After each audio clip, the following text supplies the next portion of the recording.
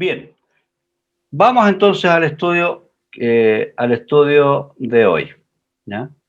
El estudio inductivo del Evangelio según San Juan. Ahí estamos entrando ahora a lo que nos corresponde dentro del libro, ¿ya? El libro que ya todos tienen. Vamos a la página, eh, a la página 70, página 70 del libro, ¿ya? Donde está el resumen del desarrollo semanal, y vamos a encontrarnos con la lección número 4, que es la que hemos estado desarrollando estos 3 domingos, las 3 enseñanzas sobre la verdad. Este es el tema para hoy, las tres enseñanzas sobre la verdad. Y hemos descubierto la primera enseñanza, que es Juan 4, 31, 42, el alimento de compartir la palabra, en el relato de Jesús y la mujer samaritana.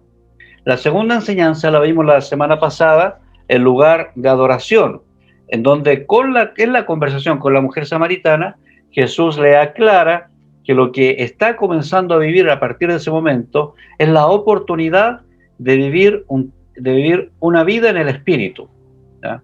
Una vida en el Espíritu, que es lo que nosotros hoy día también estamos viviendo, es poder decir, estoy en mi casa, estoy en mi lugar, y sin embargo puedo estar adorando a Dios y estar en conexión espiritual, no solamente tecnológica, espiritual, con el resto de mi familia, también espiritual.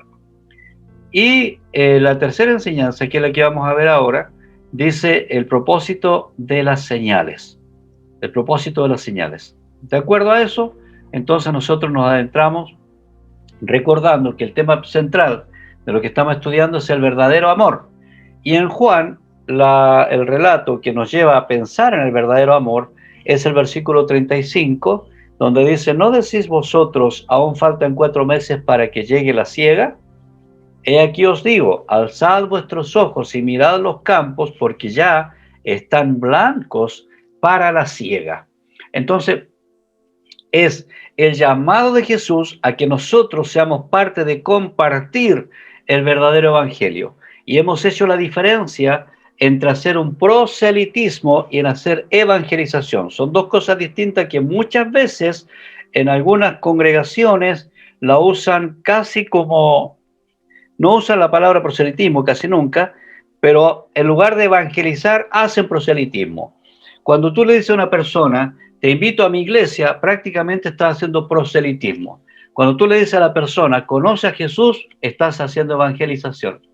Es la diferencia, porque el proselitismo es sectario, es hacia un tipo y una forma de hacer la creencia. La evangelización es el anunciar las buenas nuevas. Pareciera lo mismo, pero es muy diferente el sentido y el resultado, porque el proselitismo, que una persona venga a la iglesia, no tiene ningún efecto espiritual necesariamente, hasta que esta misma persona que viene a la iglesia termina abriéndole su corazón a Jesús, que eso sí termina siendo evangelización. ¿Ya? Parece lo mismo, y por eso muchas congregaciones alrededor del mundo hacen mucho proselitismo, pero no necesariamente evangelismo. ¿Cómo se nota el proselitismo también? Se nota cierto, como digo, o sea, cuando tú te invito a mi iglesia es bonita, en mi iglesia hay un bonito templo, en mi iglesia cantamos bonito, en mi iglesia hay un excelente predicador, en mi iglesia tenemos muy buena música. Tú estás motivando a la persona por estas cosas externas, que en principio no tiene nada de malo. Que haya buena música, todo eso no tiene nada de malo. El problema es cuando nos quedamos con eso y no llevamos a la persona con el mensaje real, que es el mensaje de Jesucristo. Es como Jesús, en la conversación con la mujer samaritana, él procuró no desviarse por las tangentes, como la mujer le preguntaba cosas para desviarlo un poco, y terminar a lo mejor haciendo proselitismo. No seas samaritana, conviértete al judaísmo. No, el Señor le dijo, yo soy el que está contigo. Es decir, le trajo a la verdad su realidad de vida, pero le dio la solución. Él mismo era la solución. así funciona la evangelización. Entonces, esas son las tres enseñanzas que estamos destacando. Ahora, vamos a observar acá para ubicarnos geográficamente, recordar que el Señor Jesús estaba en Jerusalén, que está por acá abajo. No me alcanzó a salir la foto, pero está en Jerusalén. No quiso cruzar el río para saltarse Samaria, sino que quiso pasar por Sicar, ¿ya? Quiso pasar por Sicar, y de ahí, ¿ya?, él subió a Caná de Galilea. Ese fue el recorrido que hizo Jesús, a Caná de Galilea. Ahora, el relato que vamos a leer dice que alguien se enteró que él iba hacia Caná de Galilea, ¿ya? Alguien iba para allá y salió de Capernaum, que está acá arriba, para interceptarlo, ¿ya? Y aquí hablar con él con Jesús. ¿Quién es ese alguien? Es un noble, como lo vamos a ver en el relato que vamos a leer. Entonces ya se ubicaron geográficamente aquí, para que aquí está el río Jordán, ¿no? El río Jordán, y Jesús caminó por este lado. Aquí está Sicar, donde conversó con la mujer samaritana, y Jesús sigue su recorrido después de 2 días de estar con los samaritanos. Sigue su recorrido y se dirige hacia Caná de Galilea, que si ustedes se acuerdan, Caná de Galilea es donde él hizo el milagro del vino, su primer milagro. Entonces, ahí vemos ya la ubicación geográfica. Ahora vamos al relato. Versículo 43. ¿Ya? Versículo 43. Y eso está en la página 68, una hojita atrás de donde estamos. 2 días después salió de allí y fue a Galilea, porque Jesús mismo dio testimonio de que el profeta no tiene honra en su propia tierra. ¿Se acuerdan de este dicho, cierto? No hay profeta sin honra, sino en su propia tierra. Eso lo dijo Jesús, ¿ya? Cuando vino a Galilea, los galileos le recibieron, habiendo visto todas las cosas que había hecho en Jerusalén, en la fiesta. Todas las cosas, eso implica el dar vuelta a las mesas de los cambistas, entre otras, ¿ya? Porque también ellos habían ido a la fiesta. Era tradición, ¿cierto? Todo era Jerusalén, ya venían todos de regreso, y los de Galilea también recibieron a Jesús porque dijeron, este es el que estaba allá dando vuelta a las mesas. Cuando vino pues Jesús otra vez a Caná de Galilea, y aclara Juan, donde había convertido el agua en vino, y había en Capernaum, lo que yo les mostré, un oficial del rey, es decir, un romano, ¿ya? Cuyo hijo estaba enfermo. Cuando oyó que Jesús había llegado de Judea a Galilea, es decir, que estaba cerca, vino a Jesús, y le rogó que descendiese, o sea, que se fuese a Capernaum, porque su hijo estaba a punto de morir. Entonces aquí vamos a destacar el lugar, Galilea, se menciona Galilea, se menciona Galileos, ¿ya? Caná de Galilea. El Galileo también se llamaba Jesús en algún momento. Tenemos acá salió Jesús, otra vez vino pues Jesús, otra vez, y Jesús. Nuevamente oyó que Jesús había llegado a Jerusalén, ¿ya? Entonces, a Jesús, el hombre le rogó que descendiese para que sanase a su hijo. Entonces, aquí tenemos como palabras principales el lugar, tenemos a Jesús, ¿ya?, como palabras principales, y tenemos al oficial del rey y al hijo. Esos son los personajes principales. Está Jesús, el oficial del rey y el hijo enfermo. ¿Dónde? En Galilea. Ahí está como la observación para que ustedes puedan ir registrando.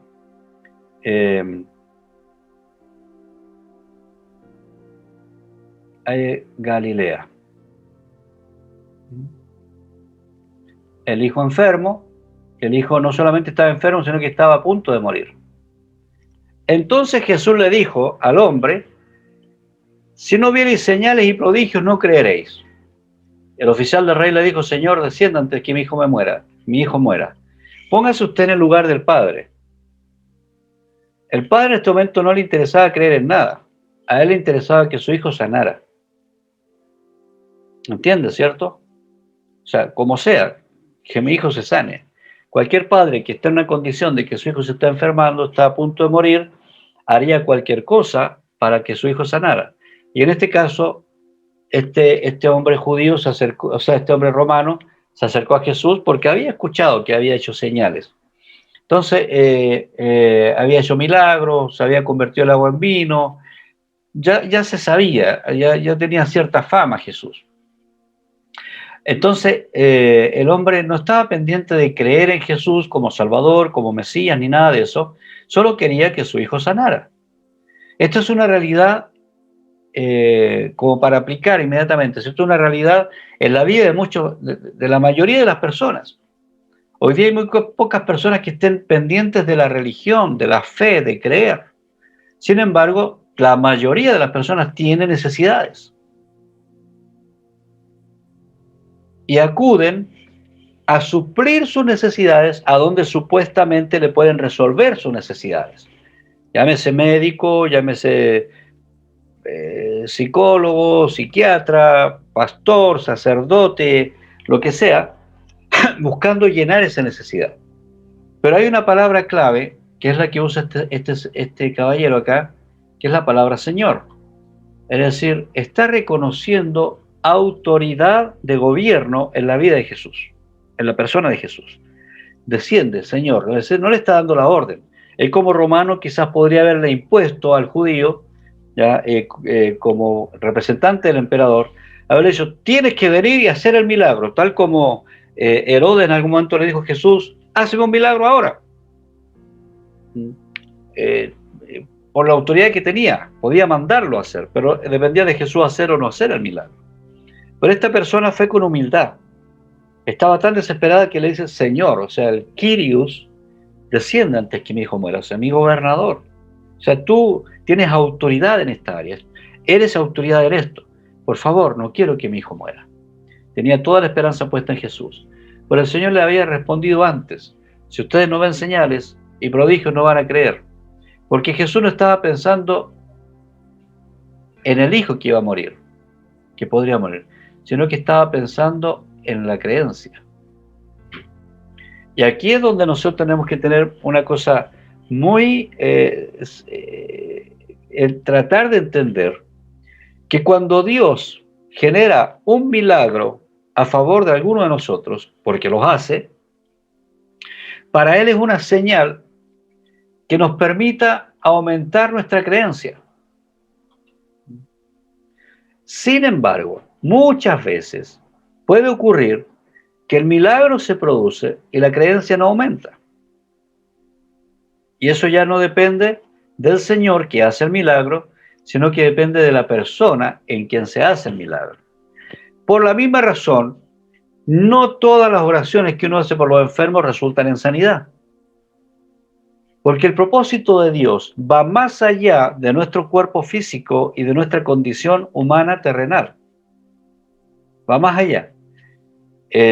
Si nosotros nos trasladamos a Ruanda, al Congo, a Zambia, a esos lugares, y les predicamos un evangelio de la bendición económica en unos países que están bajo el nivel de la pobreza, en Haití, por ejemplo, es probable que sea una predicación que no tiene el efecto esperado, porque no necesariamente las condiciones en esos lugares son condiciones para una prosperidad económica como la que hemos estado viviendo casi en todos los países o en la mayoría de los países de acá del occidente.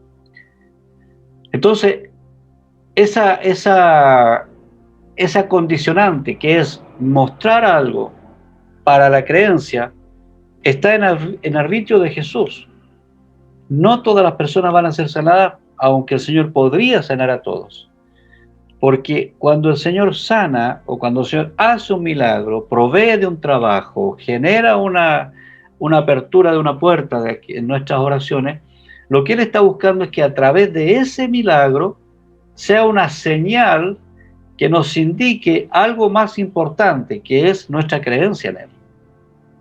No que nos quedemos en el milagro.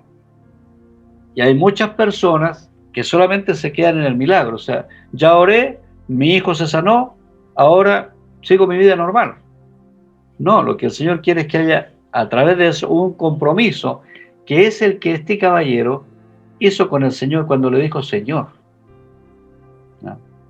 Señor. En otras palabras está diciendo, yo estoy creyendo en ti. Si no vienen señales y prodigios, no creeréis. Y él le dice, no, Señor, yo estoy creyendo en ti.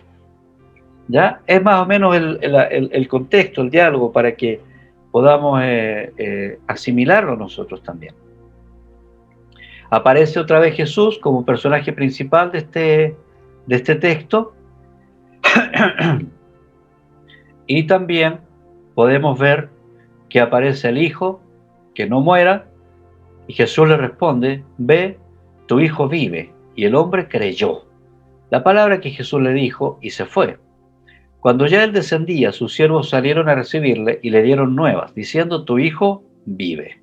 Entonces él les preguntó a qué hora había comenzado a estar mejor, y le dijeron, ayer a las 7 le dejó la fiebre. El padre entonces entendió que aquella era la hora en que Jesús le había dicho, tu hijo vive, y creyó con toda su casa. Esta segunda señal hizo Jesús estando en Judá de Galilea. ¿Ya? Entonces, ahí vemos cómo Juan nos lleva en el relato para entender que el propósito principal de Jesús no era sanar al hijo. Lo sanó, pero con un propósito mayor, que es creer. Le dijo, Señor, desciéndete que mi hijo muera. Jesús le había dicho, si no hay señal y prodigio, ustedes no van a creer. El hombre le dijo, Señor, yo creo. Por favor, desciende, que mi hijo muera, antes que mi hijo muera. Jesús le dijo, ve. O sea, yo no necesito ir. Tengo poder y autoridad. Ve. Y el hombre dice, creyó. ¿Creyó, pero en qué? En la palabra de Jesús. Es decir, y se fue. No le decís, no, pero Señor, es que tienes que ir tú, porque tienes que poner las manos. Yo vi que por allá tú pones las manos. ¿Qué haces? No. Él creyó en la palabra del Señor. ¿Ya? Y se fue. Y cuando descendía, le dicen, tu hijo vive. ¿A qué hora se sanó? ¿Desde qué hora comenzó a estar mejor? Desde tal hora. Y entonces entendió, dice Juan, que aquella era la hora que Jesús le había dicho, tu hijo vive. Y creyó él ahora en Jesús con toda su casa. Entonces, el propósito de Jesús no era sanar al hijo. El propósito de Jesús es que el hombre creyera y que toda su familia creyera y tuviera acceso a tener un conocimiento del Mesías. Ahora, esto es sumamente importante. Lo vamos a ver más abajo igual, pero lo menciono ahora. Nicodemo, un oficial, un principal de los judíos. La mujer samaritana, una despreciada. Y ahora, un siervo, o digamos un principal del reino de los romanos, un romano. Todo Jesús transversalmente lleva su evangelio a todas estas personas. Él no dice, no, a este sí, a este no, a todas las personas. Él no ve nacionalidad ni creencia. Él llega a todas las personas esperando que todas las personas terminen creyendo en Él. Ahí está la expresión del hijo. Tu hijo, no quiero que mi hijo muera, tu hijo vive, y efectivamente el hijo se sanó a partir de ese momento. Y el resultado fue creer, el creer. Y eso es lo que estamos destacando, la importancia. Todo lo que hace Dios, todo lo que hace Jesús es para que nosotros aprendamos a creer en Él. En este tiempo de la increencia, como crece la increencia, el Señor sigue haciendo milagros, sigue haciendo señales para que la gente crea en Él. Creer en Él, ya lo hemos aclarado previamente, no si yo creo en Él, ya aclaramos eso. Creer en Él es un compromiso con señorío, es decir, Señor, tú eres el Señor de mi vida, implica, ¿cierto? El Señor de mi vida significa tú me gobiernas, tú eres autoridad sobre mí. Y esto es lo que le dijo el hombre, el ciudadano romano, tú eres autoridad sobre mí. Fíjese, el Señor a Nicodemo, Nicodemo, tienes que nacer de nuevo, y le explica todo conceptos teológicos. A la mujer samaritana le dice, hey, yo soy el Mesías. Y al hombre simplemente le dice, ustedes si no ven prodigios no van a creer, señales. Y el hombre le dice a Jesús, Señor, Señor. Es una palabra que más adelante se desarrolla, entendiendo que tú eres el Cristo, el Hijo del Dios viviente, tú eres el Señor. Es una expresión que no le venía a Jesús de los judíos. Un romano reconoce que Jesús es el Señor, que es la autoridad.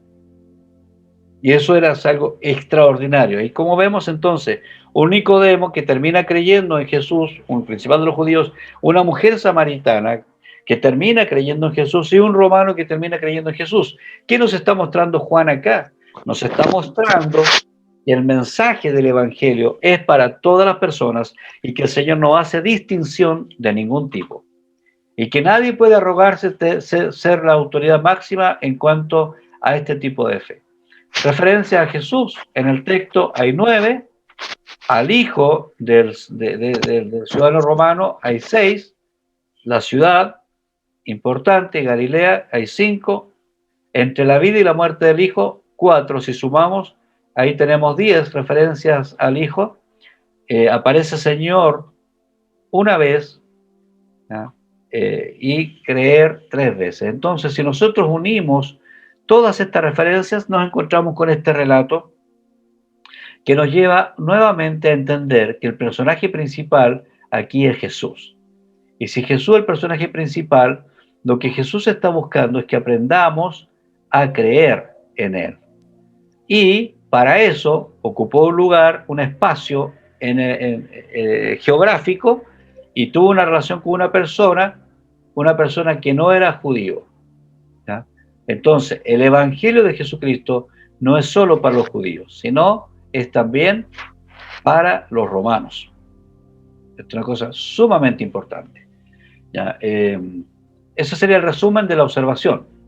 Ahora vamos a hacer el resumen que ya también lo vimos la semana pasada, pero es importante para ir contextualizando, ir ubicándonos en el texto. Lo maravilloso de Juan nos hace una introducción en el libro, no empieza así nomás, nos dice, lo que van a leer nos entrega este concepto teológico. O sea, leyendo solamente Juan 1, en lo abstracto, podríamos entender el Evangelio, todo el Evangelio. Pero Juan 1 nos muestra, nos da una muestra de todo lo que va a relatar después con detalles, con pequeñas historias, como las que hemos estado viendo. El primer milagro en el capítulo 2, la molestia de Jesús en el capítulo 2, el primer milagro por amor en lo privado, que se hizo público de todas maneras. La molestia de Jesús, lo que le molesta de la religiosidad, no le molesta a los religiosos, le molesta de la religiosidad. Ya, no es una mala palabra. Juan capítulo 3, Jesús y un religioso respetado. En Juan capítulo 4, la samaritana, una mujer cuestionada o cuestionable. En capítulo 4 terminamos con el Jesús y el noble, un hombre de fe. ¿Por qué? Más fe encontramos en este romano que lo que encontramos en Nicodemo y a la samaritana. A Nicodemo y a la samaritana Jesús tuvo que convencerlos hablando con ellos, pero al noble no, el noble llegó y le dijo Señor. Entonces, toda persona tiene su propia experiencia de fe. Ninguno de ustedes tuvo la misma experiencia que tuve yo, ni yo tendré la que ustedes tuvieron. Cada uno tiene su experiencia de fe con Jesús. Algunos serán como Nicodemo, otros serán como la mujer samaritana y otros experimentarán la fe como el hijo, como este hombre que tuvo que sufrir una situación difícil para tener que correr donde Jesús. ¿No? Vamos a la interpretación. Jesús hace señales para que la gente crea, y la gente creyó. El texto nos dice que el romano creyó con toda su familia.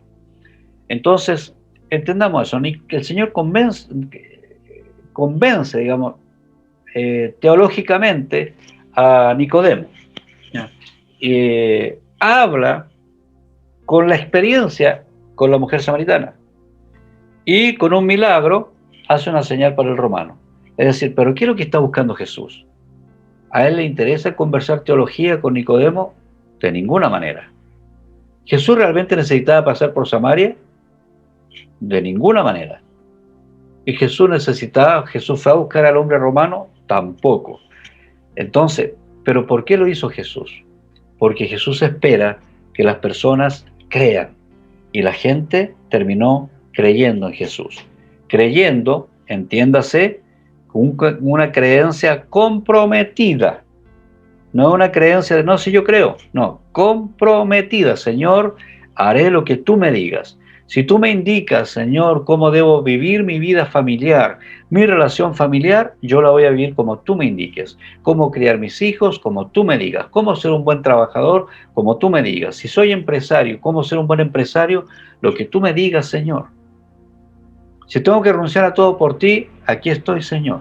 Ese es el compromiso, esa es la creencia que el Señor estaba buscando tanto en Nicodemo, como en el romano, como en la mujer samaritana. Sigamos con el camino de la salvación, la línea temática, que también la vimos la semana pasada. El verbo preexistente se hace humano. Se hizo humano para rescatar al humano. El único propósito, eso es amor puro. Las personas comunes no lo entendieron. Y las personas comunes hoy día tampoco lo entiendan. Pero dice, algunos creyeron, espero que entre esos estemos nosotros. Y fueron nuevas criaturas. Nicodemo, la samaritana, y un romano, el tercero. ¿Ya? Entonces, ahí vemos cómo el capítulo se va cerrando con estas realidades. Entonces, terminamos en esta lección. La primera enseñanza, el alimento de compartir la palabra. Si tú has conocido a Jesús, necesitas compartir de Jesús. Si tú no buscas la forma de compartir de Jesús, entonces probablemente no has conocido a Jesús, de verdad. Porque cuando se conoce a Jesús, uno no necesita que le digan, anda y evangeliza, anda y haz tal cosa. No, nace del corazón compartir del Señor con cualquier persona. No solamente nace de compartir con cualquier persona, que busca uno la ocasión de hacerlo. Entonces, es un alimento importante la oración, el estudio de la Biblia, que es lo que estamos haciendo ahora, pero también el compartir la palabra. El compartir la palabra no se trata de ir a una persona y decirle, mira, ¿sabes qué? Jesús es el Señor, o te presento los 4 pasos, el plan de salvación, solamente, sino que es acompañar a la persona para que siga su crecimiento en la fe. Es lo que el Señor le enseñó a sus discípulos, estuvo con ellos hasta que los vio crecidos, y cuando Él se fue, los discípulos asumieron la tarea. La pregunta que nosotros debemos hacernos siempre, ¿quién me reemplazaría si yo no estoy? Por ejemplo, una mamá es irreemplazable en una casa, pero a veces la mamá ha formado también a sus hijos, a sus hijas, a sus nietos, a su esposo, que si un día no está, la vida va a funcionar de igual manera porque sigue las enseñanzas. Mi mamá me enseñó a hacer los porotos de esta manera, así lo voy a hacer. Y sigue la enseñanza. Bueno, en este caso es lo mismo para todos nosotros. En cuanto a la fe, ¿quién seguiría tu fe si tú no estuvieras? Eso es lo que nosotros tenemos que preguntarnos. ¿Quién seguiría tu fe si tú no estuvieras? El efecto que se produjo con la mujer samaritana es un efecto importante para darnos ejemplo a nosotros. Lo que Jesús le dijo a la samaritana se lo dijo a los otros y los otros a los otros. Y luego los otros de los otros le dicen a la mujer, ya no creemos solo por lo que tú nos enseñaste, sino por lo que nosotros vemos. La labor del discipulado completo es llevar a una persona a mirar con sus propios ojos lo que el discipulador en primera instancia le está mostrando a través de la enseñanza. Es una cosa maravillosa lo que vivimos acá también en el ministerio, como muchos de ustedes han ido creciendo en función de que otro le ha enseñado y ahora está en capacidad también de enseñar a otros. Así funciona esto. Es un alimento importante. Nuestra tarea principal también es compartir el Evangelio. Es algo que está en cada célula que se reúne en diferentes casas, en diferentes lugares, en diferentes países. Esa célula se reúne ¿para qué? Para evangelizar. Es nuestra tarea, es nuestra función, es nuestra forma de vida. La evangelización no es parte de, es nuestra forma de vivir. Lo mismo ocurre con la segunda enseñanza, la adoración. La adoración no nos invita a ir a un lugar a adorar. Nos invita a adorar donde quiera que estemos. Vivir una vida de adoración es una vida sometida a la dirección del Señor Jesucristo. La vida de adoración. Entonces, aunque no necesitamos tener un lugar donde adorar, y si tenemos un lugar, vamos a adorar al lugar, y si estamos con autorización en fase 3 o estamos en libertad y estamos todos vacunados, vamos a adorar juntos. Entonces, a propósito de eso, probablemente lo vayamos a hacer muy pronto. También estos estudios, con algún grupo en vivo y en directo. Sin dejar de transmitir, por supuesto. La tercera enseñanza, el propósito de las señales. ¿Cuál es el propósito de las señales? Es que las personas crean. No es señal solamente por hacer una señal. Entonces, si se comparte la palabra es para que la gente crea. Entonces, parte así, lleva una experiencia espiritual y también, digamos, el compartir tiene que ver con llevar a la persona a creer.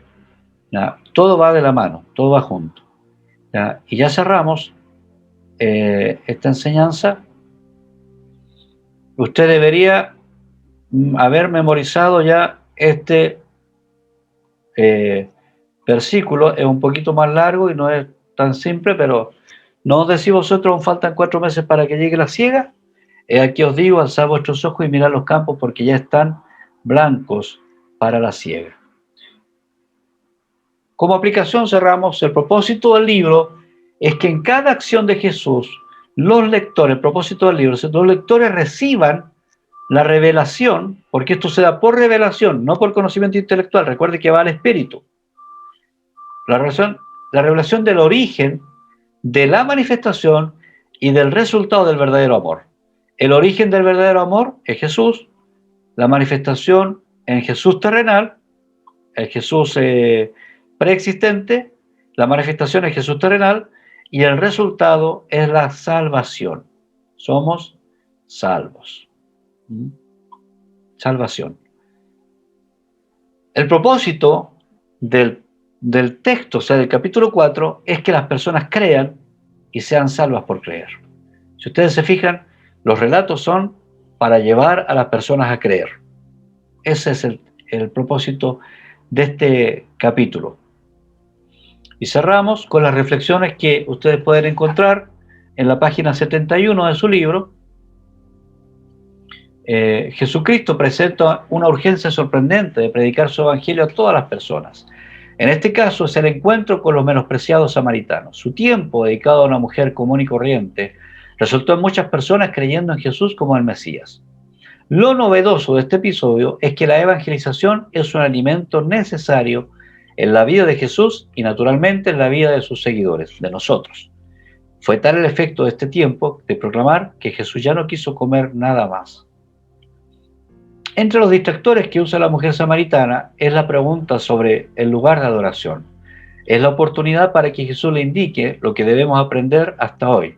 La verdadera adoración no depende del lugar, más bien se trata de una verdadera relación con el que se adora, con Dios.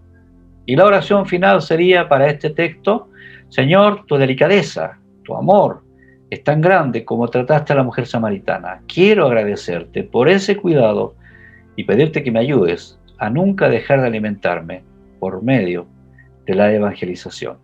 No es que Jesús no se vaya a negar a hacer un milagro, Él lo hace, pero espera que el milagro se convierta en una señal que transmita la fe para que la persona crea, porque una persona, si lo vemos desde la enseñanza de lo eterno que el Señor quiere enseñarnos a través de Juan, una persona, vamos a ser bien crudos en esto, oramos por una persona que se sane y el Señor lo sana. Los milagros existen y lo hemos visto muchas veces. Sí, ¿Ya? eso sí.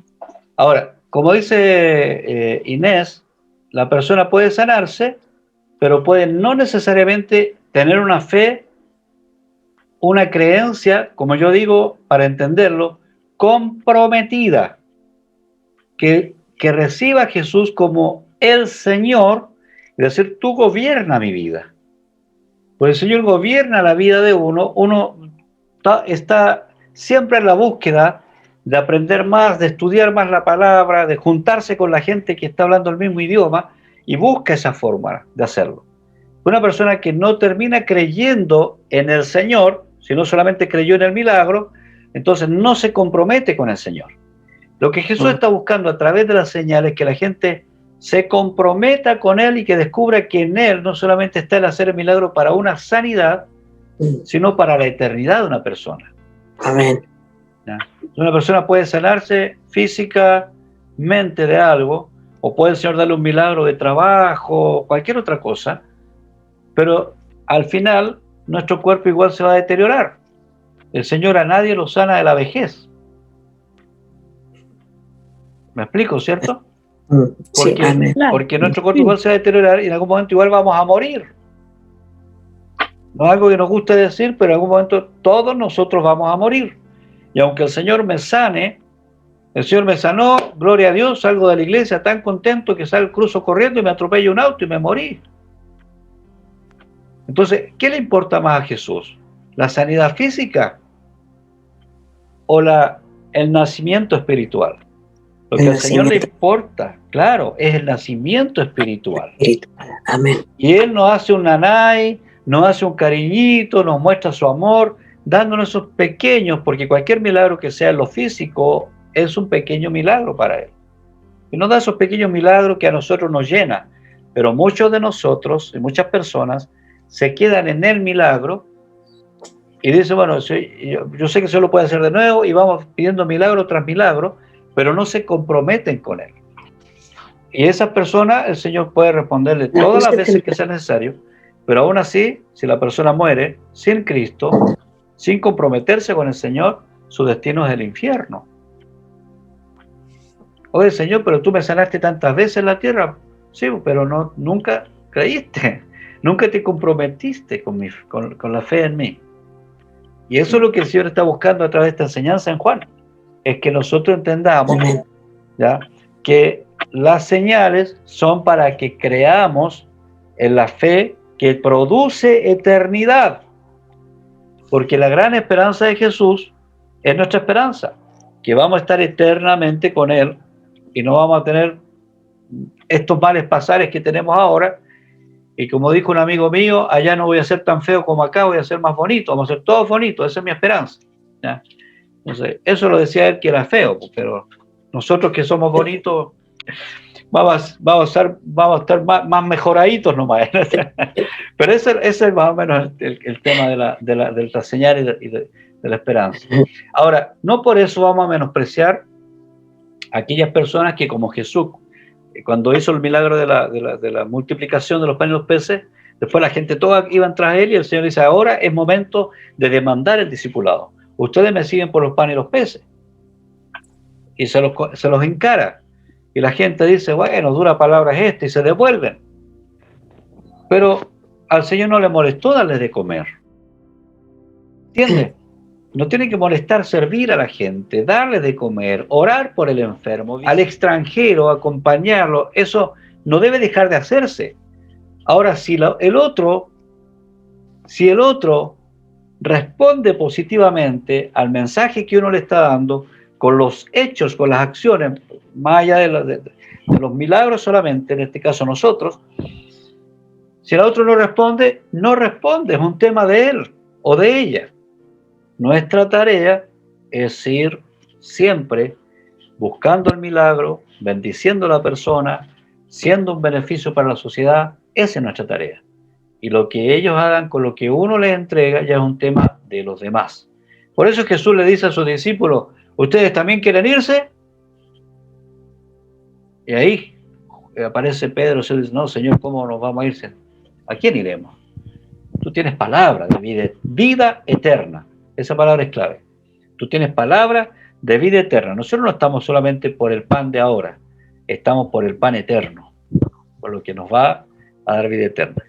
Maravilloso ese concepto, pero se confunde mucho también con lo que yo decía al principio, con la evangelización y el proselitismo.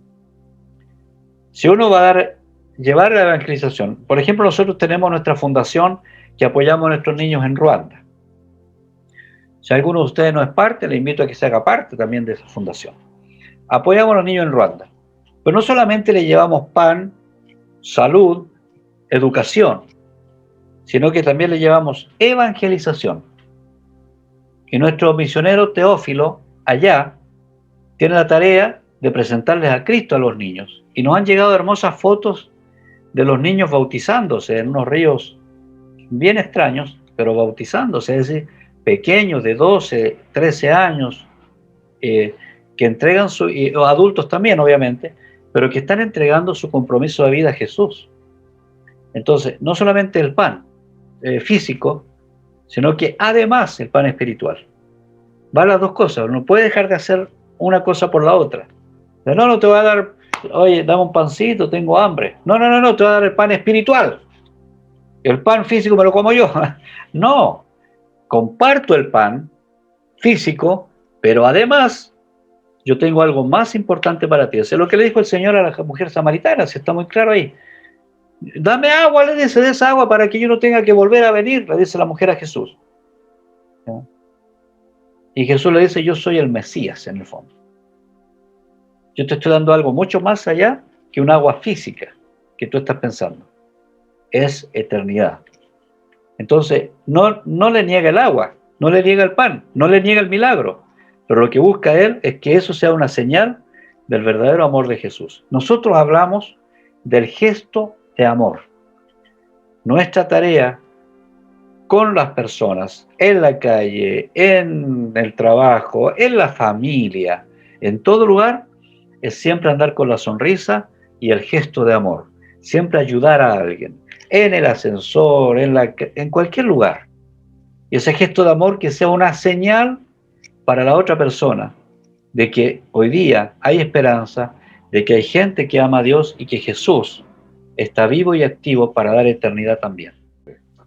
Muchas gracias a todos por hacerse parte y bueno, por haber tenido este espacio para profundizar un poco más en lo práctico. En lo práctico. Esto es un evangelio absolutamente práctico.